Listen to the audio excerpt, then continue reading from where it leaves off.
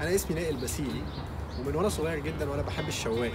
المرحله بتاعت انك بتولع الفحم وبياخد منك وقت مش راضي يظبط، وبعدين حد يعدي عليك يقول لك الفحم ده مرطب، الفراخ دي اتحرقت، الفراخ دي مش هتستوي كده، اللحمه دي هتطلع طعمها مش حلو، اللحمه دي هتطلع مجلده.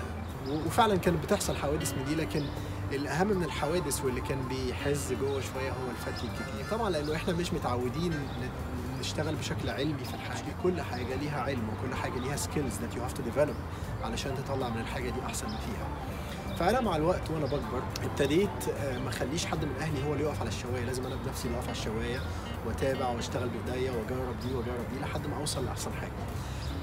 وكمان لما كبرت شويه اكتر ابتديت بقى ابص على ريسيرشز واقرا اكتر عن التعامل مع اللحمه والتعامل مع الفراخ والتعامل مع الشوايه نفسها. الشوايه دي حد مهم في حياتنا، الشوايه دي مش اي حاجه وخلاص، انت لازم تتعرف عليها وتتعامل معاها.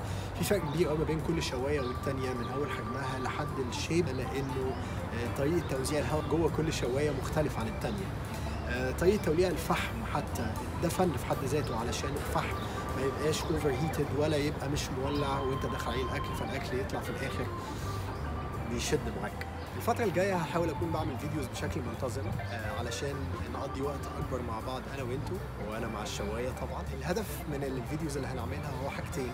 الحاجة الأولانية إن إحنا نتعلم حاجات مختلفة، إزاي تولع الفحم بشكل أفضل، إزاي تتعامل مع الشواية بشكل كويس، إزاي تتبل الأكل بشكل مظبوط، إيه الأكل اللي بيحتاج يقعد في التتبيلة شوية كتير، وإيه الأكل اللي ممكن تعمله وتحطه على الشواية على طول ويطلع برضه طعمه حلو، إزاي نطلع الأكل من بره كريسب ومن جوه جوسي. وطبعا الأهم من ده كله إن إحنا نستمتع واحنا بنعمل ده، لانه دي حاجه انا فعلا بحبها، واتمنى انه ده يبان في الفيديوز في الفتره الجايه واحنا شغالين مع بعض على الشوايه. طبعا مش هينفع نبتدي الا لما اعرفكم الاول على هذه الشوايه العظيمه اللي انا عندي علاقه قويه جدا بيها وبتعامل معاها بشكل يومي مره او مرتين.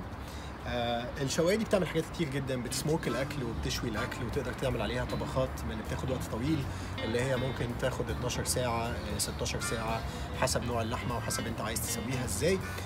مش معنى كده طبعا يا جماعه ان بقيه الشوايات ما بتعملش نفس الاكل اللي هنعمله، انا هوريكم تكنيكس تقدروا تستخدموا فيها شوايات مختلفه علشان توصلوا لنفس النتيجه اللي بنوصل لها بهذا الشيء العظيم. وعلى فكره ده مش اعلان للشوايه دي، انا ما اعرفش الناس دول على الاطلاق. النهارده كمان بما انه اول يوم لينا فاحنا اخترنا ان احنا نعمل اكله مختلفه شويه، اكله مش متعودين عليها في المنطقه العربيه، وهي عباره عن فراخ بالاناناس في بان واحده، في طاسه واحده، سهله التحضير، ما بتحتاجش انك تسيب التتبيل يقعد 3-4 ساعات ولا نص يوم زي ما بنعمل في اكلات تانية هتقابلنا بعد كده، لكن دي سهله وبسيطه تقدر تعملها في خلال من اول ما تبتدي لحد ما تاكل، تاخد منك ساعتين تقريبا.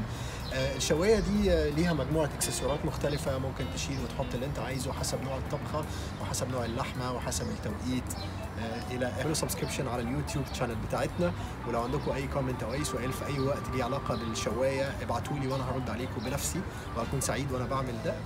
انا مبسوط ان انا معاكم وسلامات.